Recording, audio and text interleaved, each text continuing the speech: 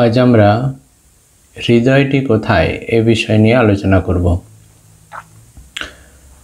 আজ সকলেই এক বাক্যে বলে উঠবেন, এটি বুকের বাঁ দিকেই থাকে।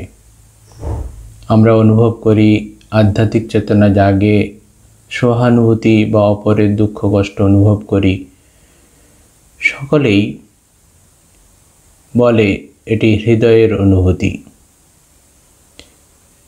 আমাদের সুখকর বা অসুখকর সব অবস্থায় যে সর্বদাই অনুভূতি জাগিয়ে রাখে, সে হৃদয় বাঁ দিকেও থাকে না, ডান দিকেও থাকে না। চিকিৎসা বিজ্ঞান অবশ্য বলবে যে হৃদয় আমাদের বুকের বাঁ দিকে থেকে নিরন্তর রক্ত সঞ্চালন করে চলেছে সারা শরীরে। কিন্তু যে অনুভব জাগায়, যে অনুভূতি জাগায়, সকলের জন্য তার সহানুভূতি থাকে, সে হৃদয় কোথায়? আজ অবশ্য সেই হৃদয়বান মানুষের অভাব। আজ আমরা সে অনুভব করি যে কলম বা চেয়ারের যে ক্ষমতা, তা তাদের হৃদয় সত্তা, হৃদয়বত্তাকে ভুলিয়ে দেয়। যে হৃদয়টি আধ্যাত্মিক অনুভূতির কেন্দ্র, মানুষের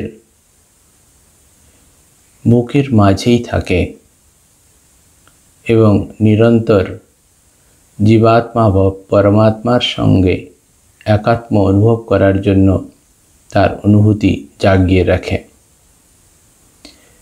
আমরা জাগ্রত বা নিদ্রা অবস্থায় যে সর্বদাই চেতন স্তরকে জাগিয়ে রাখে, যে হৃদয় অনুভূতির সর্বোচ্চ অবস্থায় সর্বদাই নিজেকে এই শরীরের সঙ্গে একাত্ম বোধ করে এবং সেই হৃদয়কে একই সঙ্গে সার্বিক স্তরে সমাজের জগতের সকলের সঙ্গে একাত্ম অনুভব করার জন্য আমাদের প্রসারিত করতে হবে। আমাদের অনুভব করতে হবে সেই হৃদয়কে, যা সর্বত্র প্রসারিত এবং সকলের জন্য যার অনুভূতি রয়েছে।